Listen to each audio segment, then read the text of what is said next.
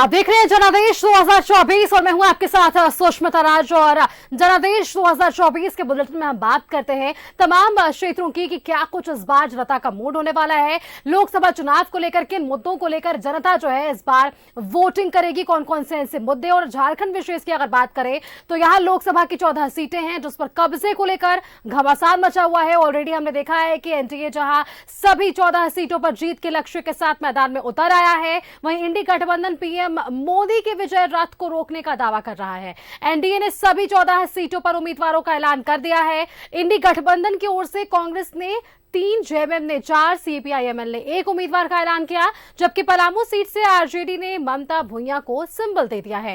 यानी कि कुल मिलाकर इंडी गठबंधन के 9 सीटों के लिए उम्मीदवारों के नाम साफ हो गए हैं। उम्मीदवारों के ऐलान के साथ ही इंडी गठबंधन में बगावत के सुर भी उठने लगे हैं, क्योंकि लोबिन हेम्ब्रम ने राजमहल सीट पर निर्दलीय चुनाव लड़ने की घोषणा कर दी है, जबकि लोहरदगा में चमरा लिंडा और कोडरमा में जेपी वर्मा के बगावती तेवर ने टेंशन बढ़ा दी है।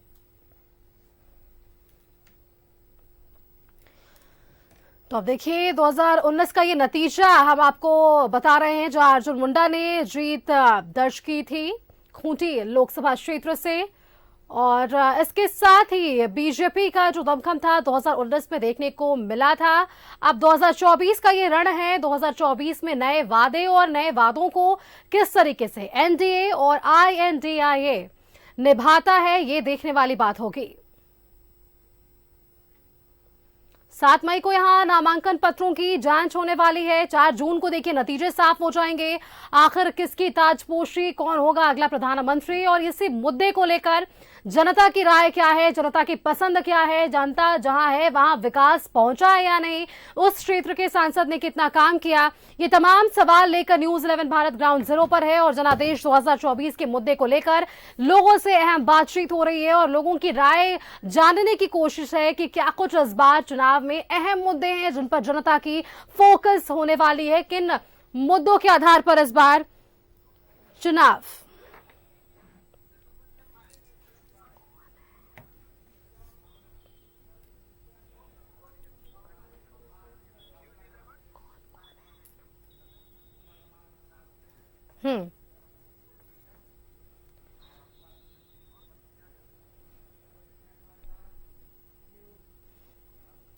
तो लोगों के बीच हम जा रहे हैं और लोगों से सीधा संवाद कर रहे हैं, उनके विषयों को लेकर। हमारे साथ संवाददाता अलग अलग क्षेत्र से जुड़े हुए हैं जो इस विषय पर मुखर होकर बातचीत करेंगे। हमारे साथ रांची से संवाददाता सत्यव्रत किरण और भावना के साथ साथ धनबाद से अरुण बर्णवाल और खूंटी से मनोज जुड़े हुए हैं। आप सभी का बहुत बहुत स्वागत है। और सबसे पहले मैं शुरुआत करना चाहूंगी भावना से, क्योंकि भावना देखिए आप लगातार लोगों के बीच है, कई संवाददाता हमारे जा रहे लोगों के बीच कई मुद्दों को लेकर बातचीत हो रही है। इस बार कौन कौन से अहम मुद्दे जो चुनाव में जो है वो छाए रहने वाले, भावना?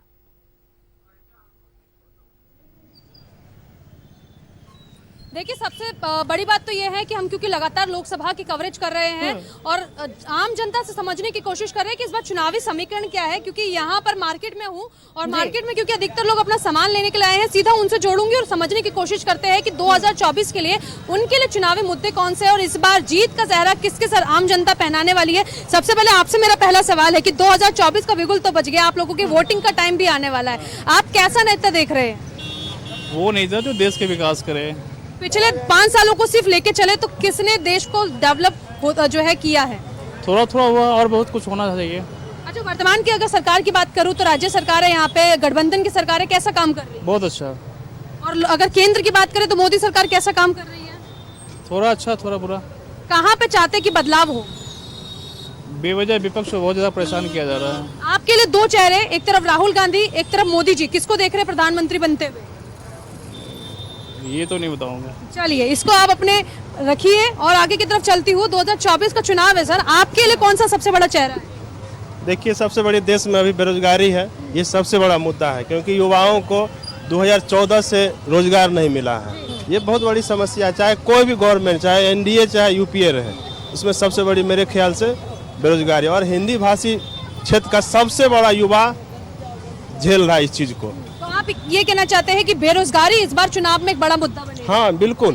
तो प्रधानमंत्री के चेहरे की अगर बात करूं तो आम जनता किसको प्रधानमंत्री बनता हुआ देखना चाहती है? 2 चीज होता है, एक चीज युवा वर्ग को चाहिए रोजगार, और जो अशिक्षित है और जो बहुत जैसे वो है, उसको धर्म एक तरफ है, बेरोजगारी एक तरफ है।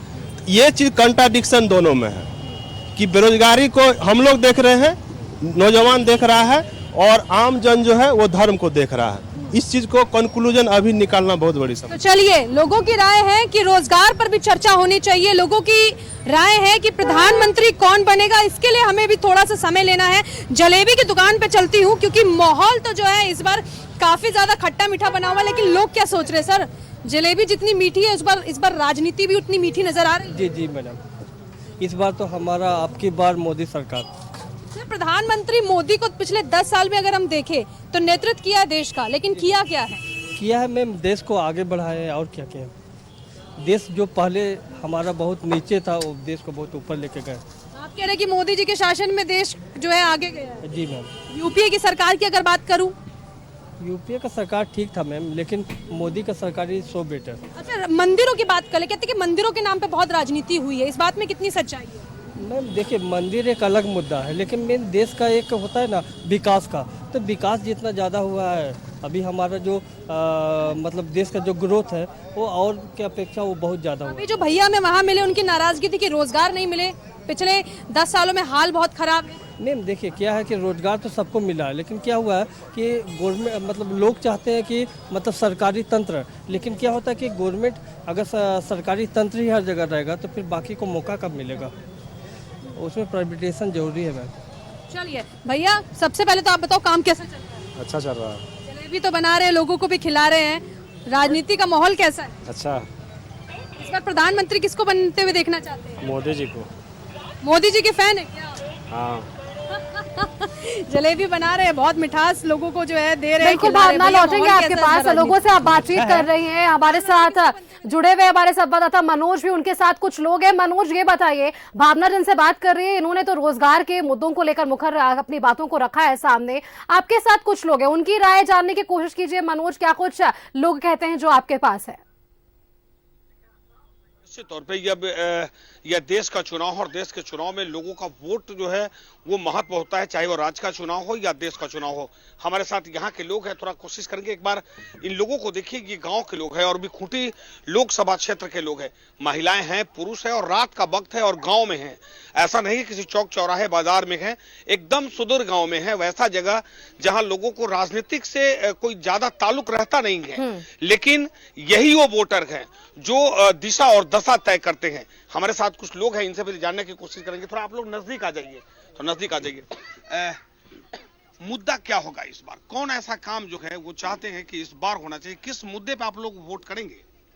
हम लोग तो देश के सुरक्षा के मुद्दे पर ही वोट करेंगे, क्योंकि इस बार की जो चुनाव है, हम लोग चाहेंगे कि हमारा देश का सुरक्षा जो अभी है सुरक्षित है, उस तरह का सुरक्षा बना रहे। तो हम लोग चाहेंगे इस बार भी मोदी सरकार बने और हमारा देश विश्व का 1 नंबर देश बने, और जो अभी सुरक्षा है हमारा देश, इस तरह से खुशी और अमल में हमारा देश रहे। तो हम लोग चाहेंगे सुरक्षा का दृष्टि में हमारा एक अच्छा माहौल बना रहे और विकास भी रहे। विकास के दृष्टि से भी देखा जाएगा कि हमारा क्षेत्र में विकास हो, हमारा गांव घर में जैसे रास्ता का हो, शिक्षा का हो, और जो भी है किसी प्रकार का जो दिक्कत ना हो क्षेत्र में, इस मुद्दे पर हम लोग गांव घर वाले वोटिंग करेंगे। निश्चित तौर पे देखिए, ये देश का मुद्दा है, देश का चुनाव है, और निश्चित तौर पर सुरक्षा तो बड़ी बात है ही, लेकिन एक स्थानीय मुद्दा होता है। जैसे आपने कहा कि सड़क की मुद्दा है, स्वास्थ्य की, शिक्षा की मुद्दा है। तो क्या आपके यहाँ ऐसी कोई व्यवस्थाएं हैं? शिक्षा के लिए कोई अच्छा स्कूल है, एजुकेशन के लिए अच्छा स्कूल है, या कोई स्वास्थ्य केंद्र आपके गाँव या आसपास के लोग जगह पे है? यहाँ पर हमारा जब सरकारी स्कूल नहीं था, तो हमारे जो इससे पूर्व हमारा सांसद रहा है खूंटी लोकसभा से, उन्होंने प्राइवेट स्कूल के लिए भी कोलाबिरा में बहुत कुछ किया है। और ये इस खूंटी लोकसभा क्षेत्र के एकदम अंतिम क्षण में आता है, जो ये अंतिम गांव है, और इनके बाद हमारा सरायकला चाईबासा पड़ जाता है। मनोज, तो आपके हमारा पीछे और भी कई लोग हैं, जो उनसे भी शिक्षा के बातचीत लिए कीजिए और अभी जो उनसे भी राय सरकारी जानने की स्कूल है, कोशिश उसमें कीजिए। इंटर तक का हुआ, शिक्षा का यहाँ का माहौल अच्छा है, और रोड रास्ता के लिए थोड़ा बहुत जो दिक्कत है वही है, और विशेष तो हम लोग कुछ चाहिए नहीं देश के निश्चित तौर पे देखिए, एक बार आप यहाँ जाइए, एक चीज बताइए, कौन ऐसा काम है कि इस बार जो वोट करेंगे, हर आदमी की इच्छा होता है कि भाई इस बार का जो मेरा सांसद होगा, इस बार का जो मेरा नेता होगा, वो हमारे क्षेत्र का ये काम करेगा तो कम से कम उनको हम वोट देंगे। ये मन में तो होगा कि कौन ऐसा काम कराना चाहते हैं। नहीं, इस बार देख रहे हैं हम लोग कि हम लोग का एक तो सड़क है, वो सड़क और एक तो पुल है, वो इस बार कंप्लीट होना है, तो वादा किए हैं हम लोग का अर्जुन मुंडा सर जी। तो इस बार निश्चित काम होगा और हम लोग चाहेंगे इस बार संसद में अर्जुन मुंडा को ही जिताएंगे। सही बात है। देखिए, जाहिर सी बात है, वो आपका वोट है और निश्चित तौर पे आपको अपना मत का अधिकार है, आप दे सकते हैं। चाचा एक चीज बताइए कि आप बहुत कुछ देखे हैं और क्या चाहते हैं कि आपके गांव में हो जाए। हमारा गांव में तो अभी वो शिक्षा भी है और ये मंदिर के बारे में हम लोगों को थोड़ा इच्छुक है। चलिए, बहुत बड़ी बात है। देखिए, निश्चित रूप से शिक्षा तो है इस गांव में और वाकई जो गांव है, कुछ महिलाएं हैं, हम कुछ महिलाओं से भी बात करने की कोशिश करेंगे। फटाफट बात थोड़ा कीजिए माता जी, मनोज। लोग थोड़ा आप लोग अंदर आइए। एक मिनट, थोड़ा माता जी थोड़ा नजदीक आ जाइए। एक चीज बताइए, आपका सांसद कैसा हो, क्या चाहते हैं कि आप जो महिला को सुरक्षा मिलना चाहिए, महिलाओं को जो जनधन योजना था, महिलाओं को जो गैस सिलेंडर था, वो तो मिलते गया, और क्या चाहते हैं मिले? बोलिए, जो बोलना है बोलिए। चलिए मनोज, आप समझाइए महिलाओं को कि क्या कुछ ये मुद्दा और किस विषय पर हम बातचीत करें। फिलहाल के लिए एक बार सत्यव्रत का रुख कर लेते हैं। सत्यव्रत, ये बताइए, आप वहां पर मौजूद है, अलग अलग मुद्दे निकल कर आ रहे हैं। इस बार लोकसभा का चुनाव है, सड़क और स्वास्थ्य, शिक्षा, पानी, सड़क, ये तमाम मुद्दे तो हर चुनाव में जो है वो छाए रहते हैं, लेकिन वहां क्या कुछ और मुद्दा है जो रोजगार के अलावे भी वहां हमें देखने को मिलेंगे? सत्यव्रत। न देखिए, बिल्कुल सही कहा सुष्मिता आपने कि जनता के आदेश को जानने, जनादेश को लेकर हम पहुंचे हैं रांची के ग्रामीण क्षेत्र टाटी सिलवे और लोगों के मन को टटोलने की कोशिश करेंगे कि आने वाले लोकसभा चुनाव में इनके लिए क्या कुछ मुद्दा होगा। फिलहाल टाटी सिलवे के रहने वाले स्थानीय लोग हैं, व्यवसायी समाज के लोग हैं। इस बार जब आप पहुंचेंगे मतदान केंद्र में ईवीएम का बटन दबाने के लिए, क्या मुद्दा होगा, क्या सोचकर वोटिंग करेंगे? देखिए, मुद्दा कुछ नहीं है, मुद्दा सिर्फ एक ही चीज है। हम जितने भी युवा लोग यहाँ पे हैं और हम लोग कुछ भी चाहते हैं करने के लिए, अभी क्या होता है, जो स्टार्टअप एक नाम आया था, जो हम लोगों ने देखा था, स्टार्टअप एक नाम था, उस स्टार्टअप को करने के लिए इतना पेपर वर्क है कि आपको मैं बता नहीं सकता। 1.5 साल अगर मैं इसको स्टार्ट करना चाहूँ ना, तो वो स्टार्टअप में मैं 1.5 साल घुस जाता हूँ। 2 साल लगते हैं वो स्टार्टअप स्टार्ट करने में, और जब तक मेरा जो आइडिया है ना, वो 1.5 साल में मैं भूल जाता हूँ। पहला चीज ये है। दूसरा चीज ये है कि हम लोग जो भी काम करते, जो बिजनेस हम लोग का है, चाहे मैं हूँ, चाहे हमारे मित्र हैं हल्दर जी, या जो भी लोग हैं, जो भी बिजनेसमैन हम लोग हैं, हम लोग कभी भी नहीं चाहते हैं कि हम लोग कहीं पे भी डिफॉल्ट हो। लेकिन एक जीएसटी बोल के वो चीज है, जहां पे अगर थोड़ा सा भी 2-3 दिन लेट होता है, हम लोग को फाइन लग जाता है, लेकिन बड़े लोगों को कभी फाइन नहीं लगता। मतलब जीएसटी आप व्यापारियों के लिए, खासकर जो छोटे व्यापारी हैं, उनके लिए परेशानी है।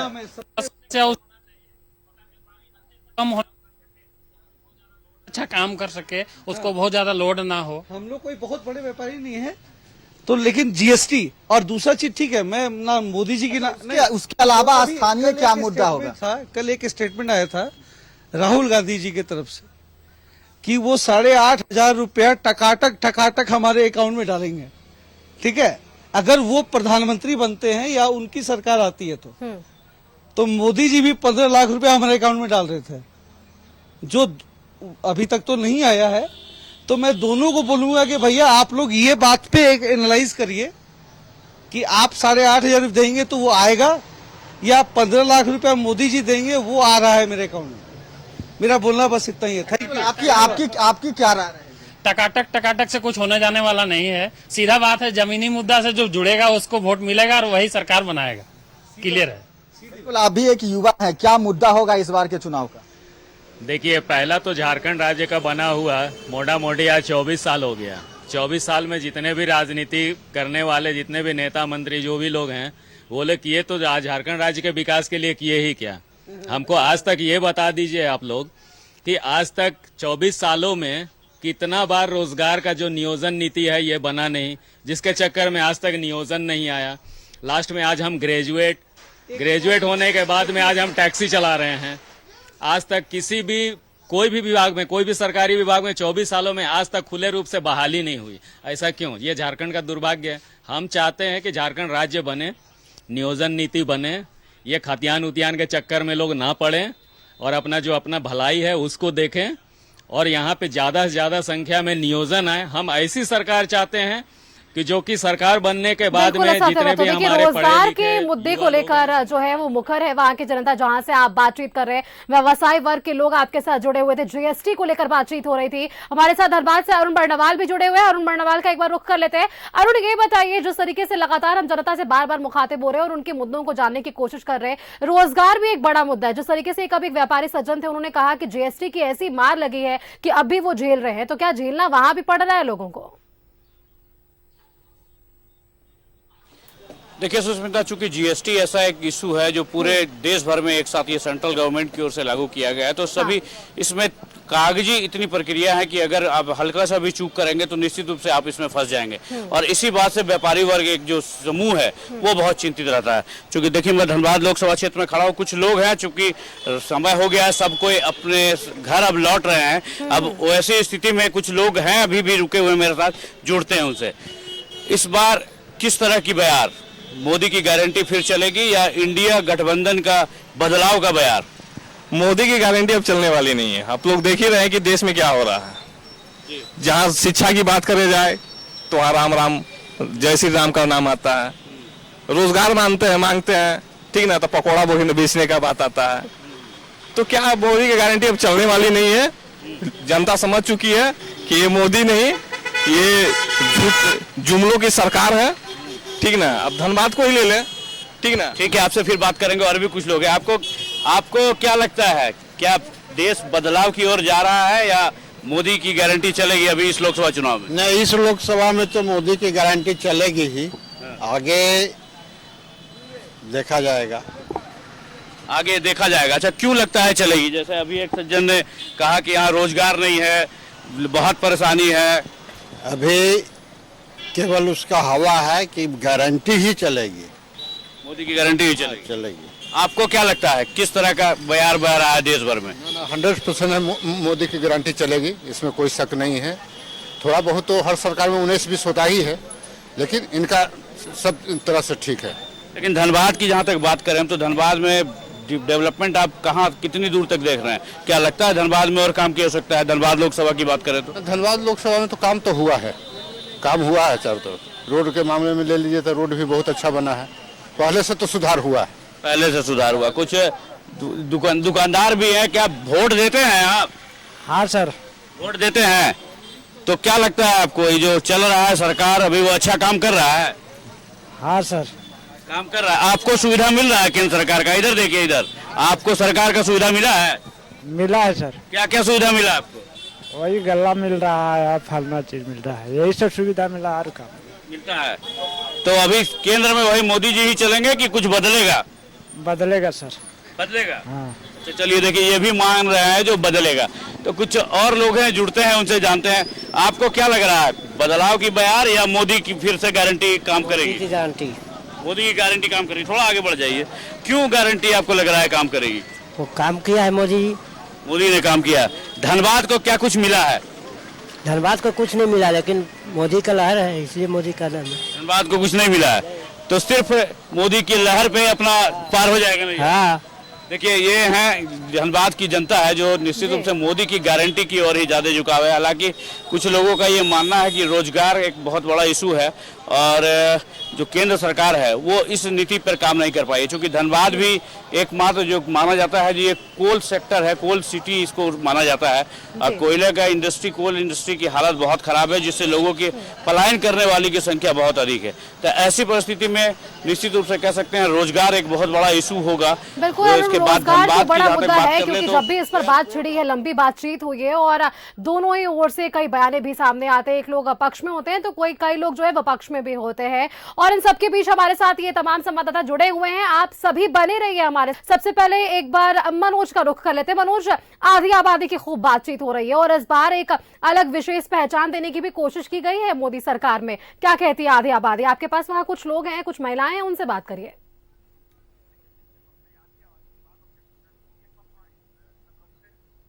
इस बार आप लोगों देश के प्रधानमंत्री ने महिलाओं के लिए क्या क्या किया है? बहुत कुछ किया है। क्या आपको लगता है कि और क्या करना चाहिए?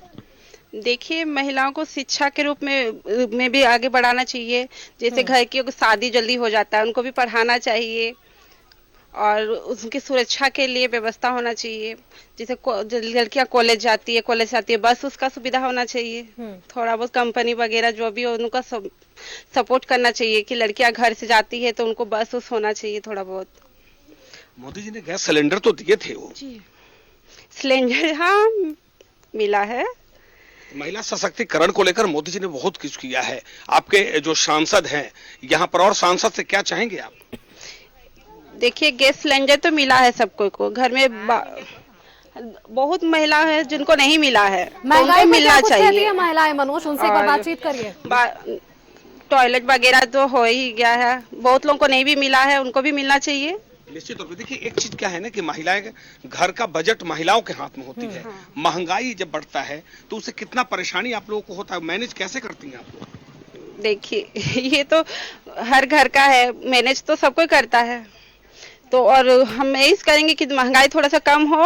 महंगाई कम होनी चाहिए। हाँ, महंगाई कम होनी निश्चित तौर पे। देखिए, और कुछ लोग हैं, थोड़ा मौसी थोड़ा आइए, नजदीक आ जाइए। आइए, आप लोग, हम कोशिश करेंगे कि आप लोग कुछ और लोगों से बात करें। एक चीज बताइए, और क्या चाहते हैं आप? इधर आ जाइए, इधर आइए। हमरा का कोई गैस मिले नहीं। आपको गैस भी नहीं मिला? नहीं नहीं। तो आपका कोई आया नहीं था यहाँ पर देने के, गैस देने के लिए? तो मोदी जी तो फॉर्म तो भरे अच्छी थे, आज व्यक्त है ना। फॉर्म तो 3-4 बार फॉर्म भरा हईले। कोलाबिराई भरली 2 बार, मुड़िया पंचायत भरली। अच्छा, चलिए। महंगाई है कि महंगाई नहीं लग रहा है आपको? है महंगाई कैसा है? महंगाई तो ऐसे ही है, महंगा सामान का दाम बढ़ा है? हाँ, बढ़ा है। तो कैसे चल रहा है घर? घर और कैसे चलेगा? जैसे कमाएगा वैसे ही चलेगा। देखिए, निश्चित तौर पे ये गांव की महिलाएं हैं और गांव के वो लोग राजनीतिक से ताल्लुक तो नहीं रखती हैं, लेकिन ये एकदम साफ सुथरा शब्द में कहती हैं कि हम कुछ लोग हैं जिनको गैस नहीं मिला।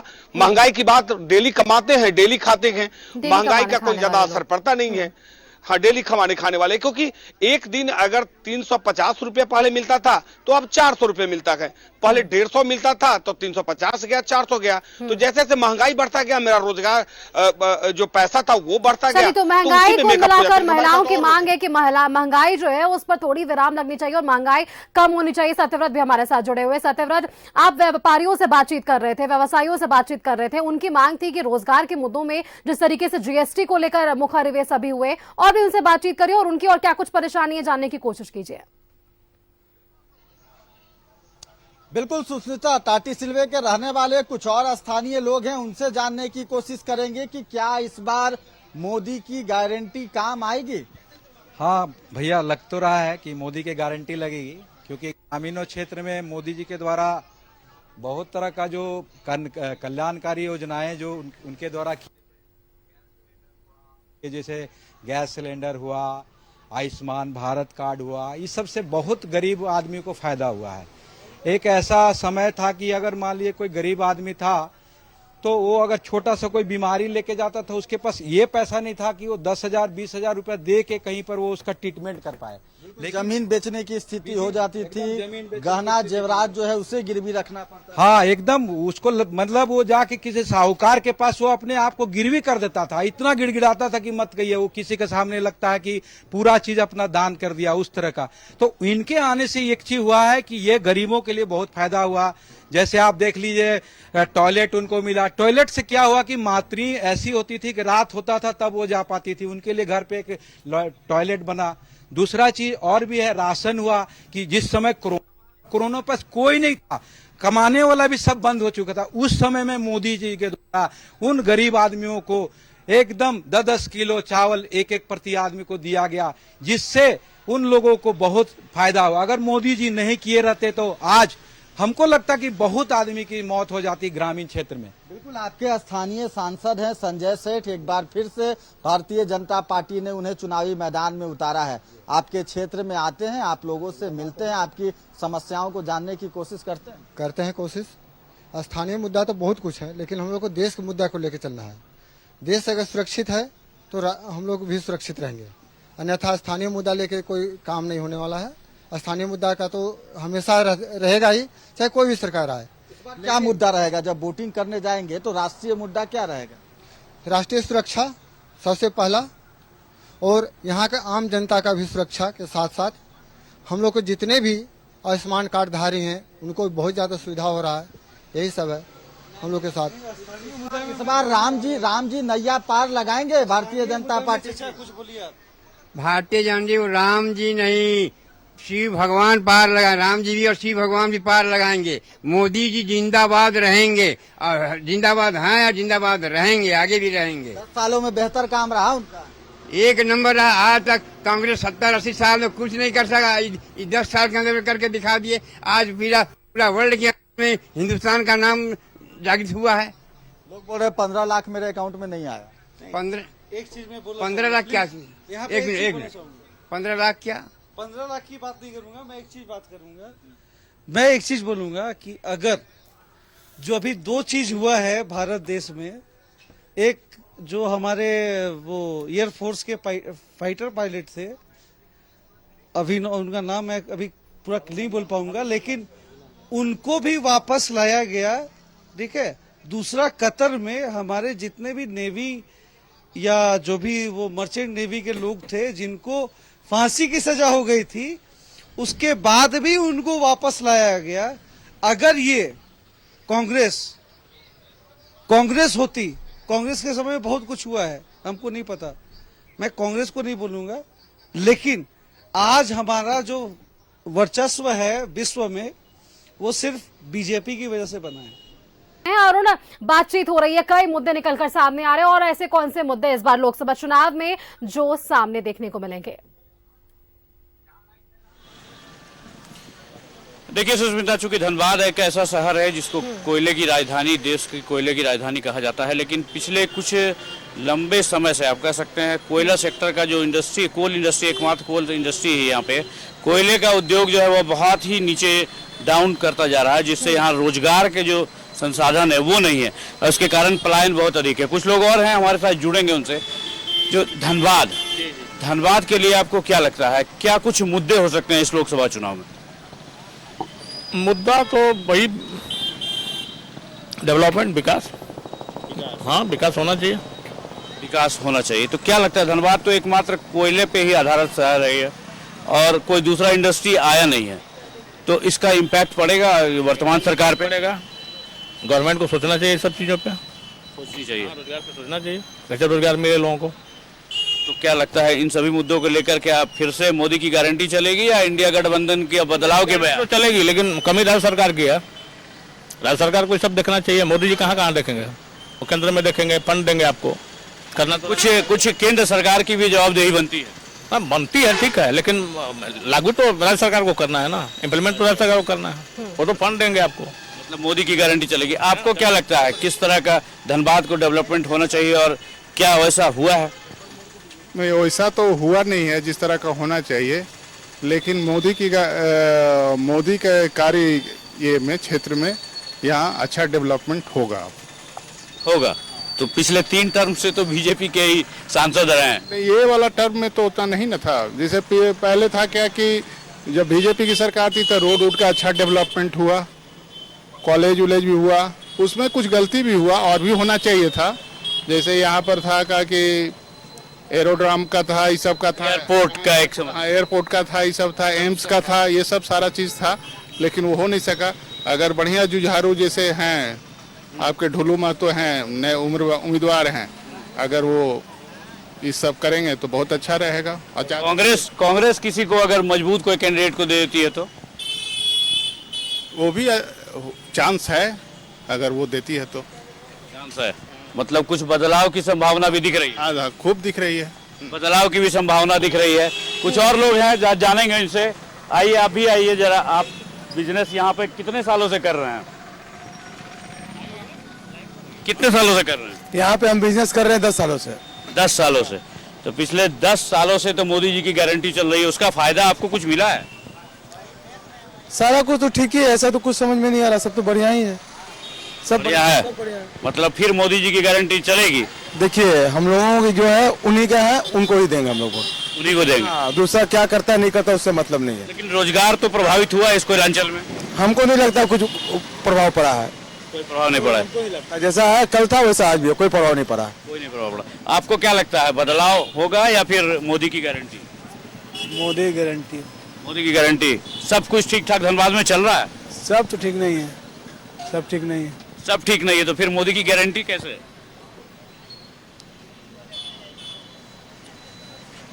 बताइए क्या क्या कुछ मोदी जी के द्वारा यहाँ शहर को क्या फायदा मिला है? फायदा तो कुछ नहीं मिला वैसा ना। देखिए फायदा तो सुष्मिता कुछ नहीं मिला, कुछ और आप कहना चाहिए? बदलाव पे कुछ हम बोलना चाहेंगे। जी बोलिए। जो बदलाव की बात है, कांग्रेस का या किसी पार्टी को अगर सीट भी मिलता है तो बदलाव का गुंजाइश इसलिए नहीं है क्योंकि सरकार केंद्र में रहेगी भाजपा की, और यहाँ अगर कांग्रेस के विधायक जीतते हैं या सांसद जीतते हैं तो क्या करेंगे? कुछ नहीं कर पाएंगे जब तक दोनों सरकार एक नहीं रहेगी। ठीक है, तो आपको ये विश्वास है कि सेंट्रल में फिर से बीजेपी की सरकार बने? 100% 400 प्लस होने वाला, उसमें कोई दो राय नहीं है। 400 प्लस होने वाला। और यहाँ ढोली जी को वोट देने का मतलब हुआ मोदी जी को वोट देना, ढोली जी को नहीं। चलिए देखिए ये देखिए धनबाद की जनता है जो ये मान रही है कि जो बदलाव की कहीं कोई संभावना नहीं है और इस बार भी मोदी की गारंटी ही चलेगी। उसके लिए भले धनबाद में जो डेवलपमेंट जो होना था वो नहीं हो पाया। जी बिल्कुल अरुणा। मनोज का एक बार रुख कर लेते हैं। मनोज देखिए कुछ लोगों से अरुण बातचीत कर रहे थे और जो बातचीत मुझे समझ में आई, लोग ये देखकर वोटिंग करने वाले कि नेतृत्वकर्ता कौन बनेगा केंद्र में, यानी कि प्रधानमंत्री किसे लोग देखते हैं, और ये चुनाव सीधा वही निर्णय करेगा कि प्रधानमंत्री का नेतृत्वकर्ता कौन होने वाला है। इस विषय पर थोड़ा लोगों से और बातचीत करिए मनोज।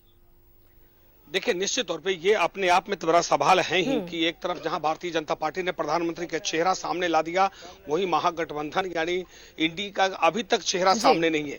तो ऐसे में ये बड़ा सवाल तो है ही। एक बड़ा सवाल है कि अब भारतीय जनता पार्टी के पास चेहरा है, विपक्ष के पास चेहरा नहीं है। क्या मानते हैं कि कौन विपक्ष का प्रधानमंत्री हो सकता है?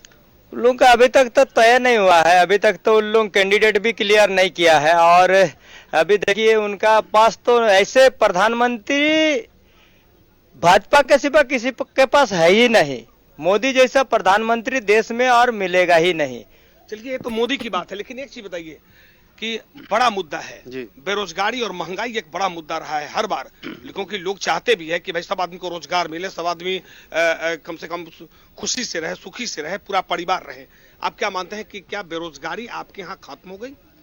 नहीं, बेरोजगारी तो अभी भी है, लेकिन उसके लिए सभी का न्यूनतम जो मजदूरी है ये इस पर थोड़ा सा ध्यान देने योग्य है, ताकि सबको रोजगार मिले। तो बहुत सारा सुविधा नहीं देने से भी चलेगा, क्योंकि रोजगार देने से आदमी हर चीज का सोल्यूशन अपना कर लेगा।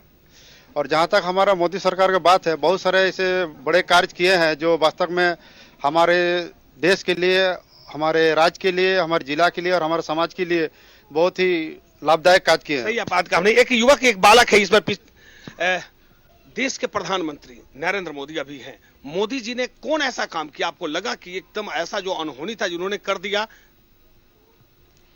देखिए सबसे पहली बात तो जो हमारे देश के प्रधानमंत्री हैं, इनके जो भी कार्य हुए हैं सभी अनहोनी से कोई कम नहीं है, क्योंकि जिन जिन चीजों में बदलाव आनी चाहिए थी इस देश भारत के अंदर, उन मुद्दों पर कार्य किया गया है।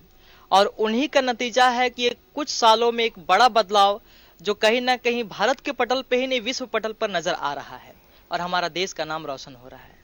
सही बात आपने कहा, लेकिन बेरोजगारी बड़ा मुद्दा रहा है, रोजगार लोगों को नहीं मिलता है, लोग यहाँ से पलायन कर रहे हैं। ये आदित्यपुर का जो इलाका है, ये पूरा भूभाग अगर हम कहें कि पूरा मतलब चाईबासा कहें, खूंटी कहें या सरायकेला कहें या जमशेदपुर कहें, तो ये पूरे क्षेत्र की बात कहें तो इंडस्ट्रीज हब है इस इलाके में, लेकिन फिर भी लोगों को रोजगार नहीं है, लोग पलायन कर रहे हैं।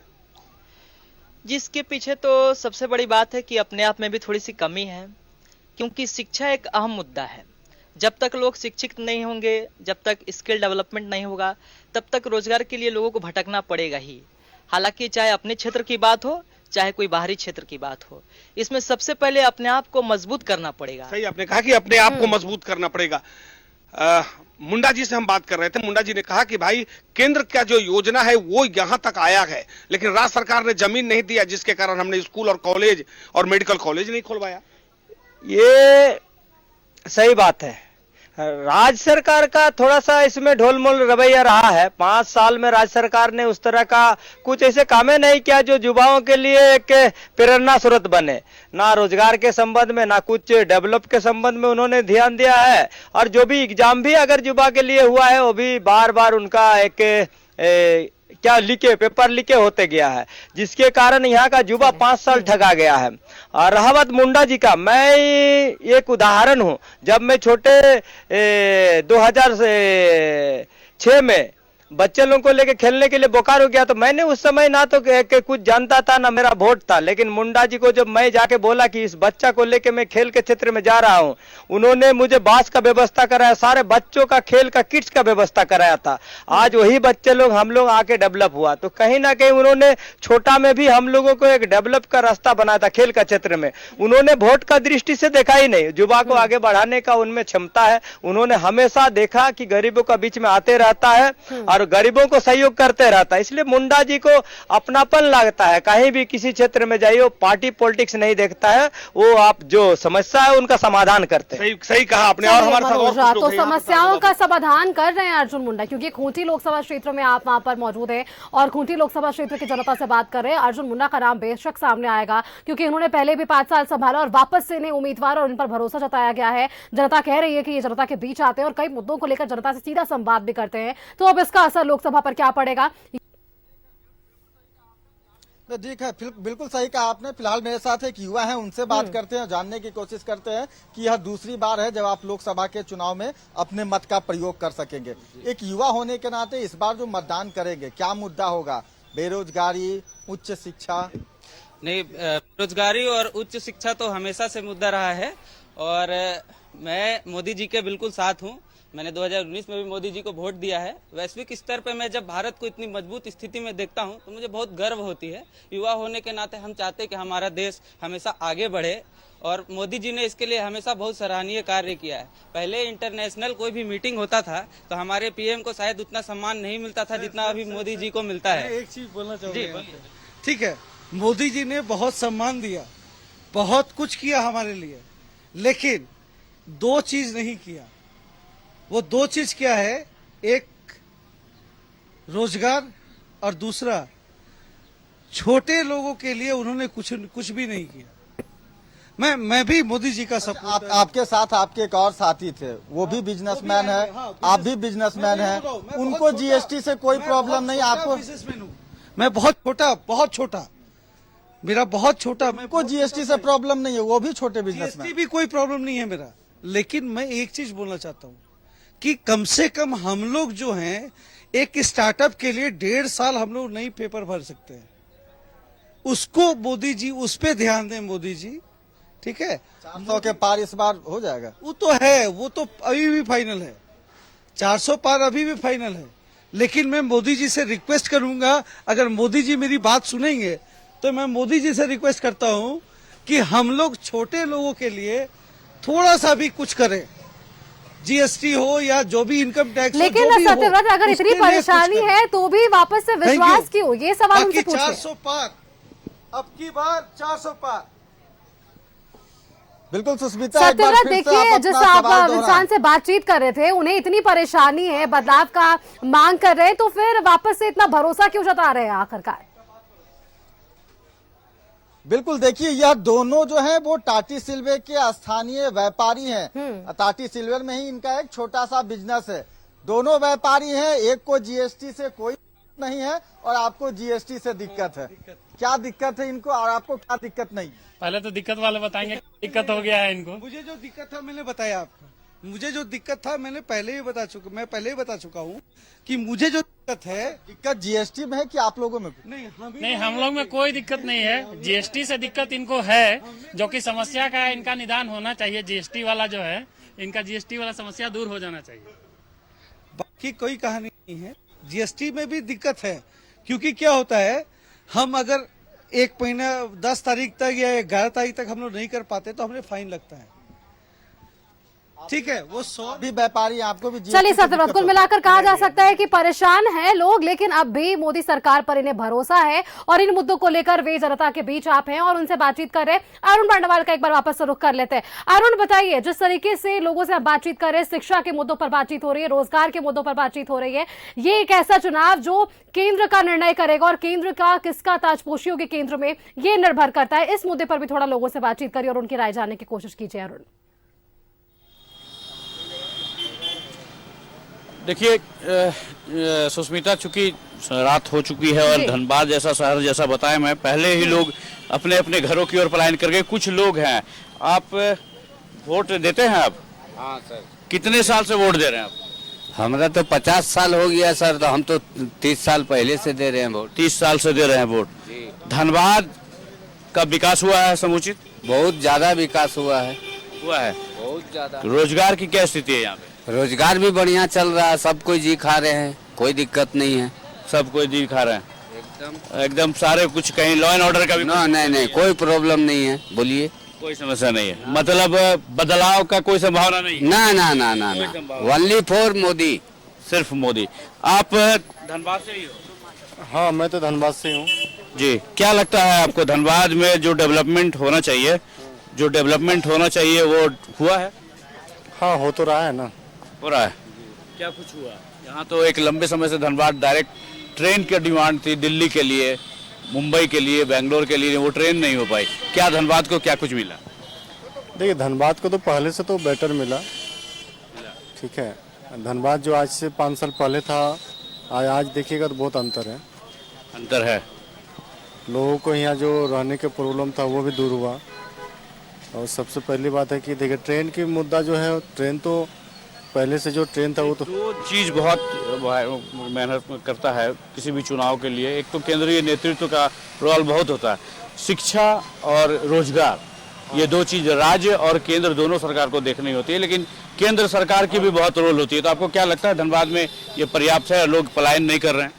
देखिए, बेरोजगार तो है, मानते हैं इस बात को, ठीक है, लेकिन चलिए, लोग मान रहे हैं अरुण की बेरोजगारी है और इसे दूर करने की जरूरत भी है। कई सलाह लोगों ने दी है मोदी सरकार को और कई अपील भी लोगों ने की है कि कुछ बदलाव होने चाहिए, लेकिन साथ ही साथ उन्होंने विश्वास भी जताया है अरुण। और लोगों से आप बातचीत कर रहे हैं, हमारे साथ खूंटी से लोकसभा क्षेत्र से हमारे साथ मनोज भी जुड़े हुए हैं और सत्यव्रत भी जुड़े हुए हैं। वापस से इन सभी का रुख करेंगे। भावना, लोगों से बातचीत आप कर रही हैं और कई लोग आपके पीछे मुझे दिखाई दे रहे हैं। जल्दी से उनसे बातचीत करने की कोशिश कीजिए, क्या है उनके मुद्दे इस बार लोकसभा चुनाव को लेकर?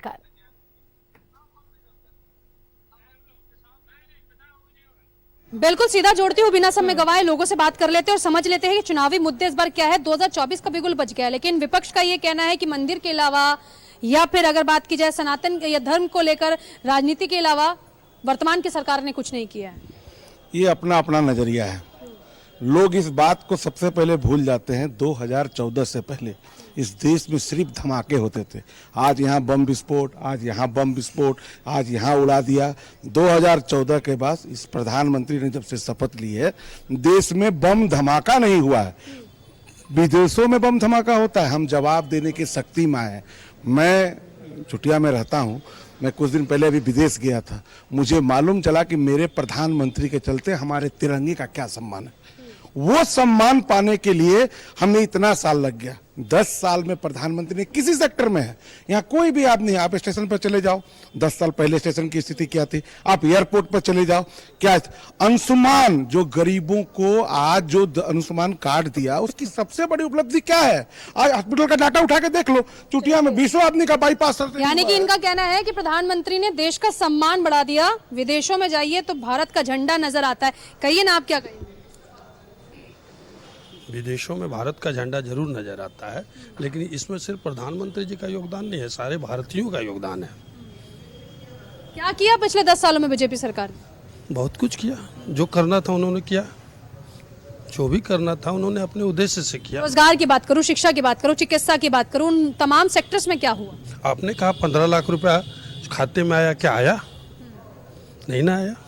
आपने कहा 3 करोड़ रोजगार देंगे, क्या आपने दिया? नहीं दिया। आप क्या कहना चाह रहे हैं कि वर्तमान की सरकार जुमलों की सरकार है? 100% जुमलों का सरकार है, क्योंकि जिस समय सरकार सत्ता में आने से पहले मैनिफेस्टो होता है, मैनिफेस्टो में उन्होंने बोला कि हर महिला को खाते में 15 लाख रुपया आएगा।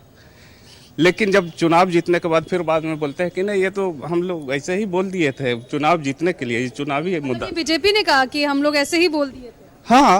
अच्छा, आप लोग सुने थे क्या कहीं? नहीं, ऐसी कोई बात हम लोग ने तो नहीं सुना था।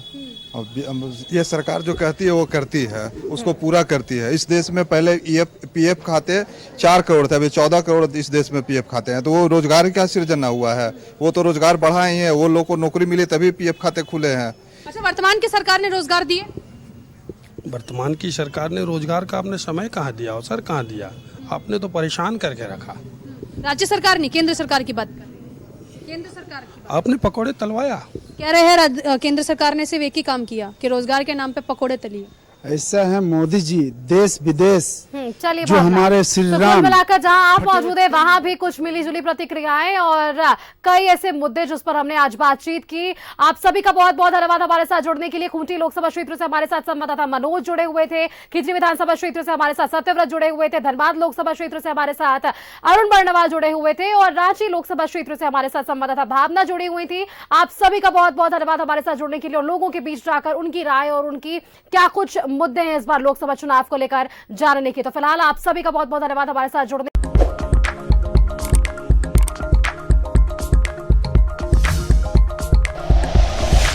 Like and share videos, subscribe करें हमारा चैनल और प्रेस करें बेल आइकॉन। न्यूज़ 11 भारत, सच है तो दिखेगा।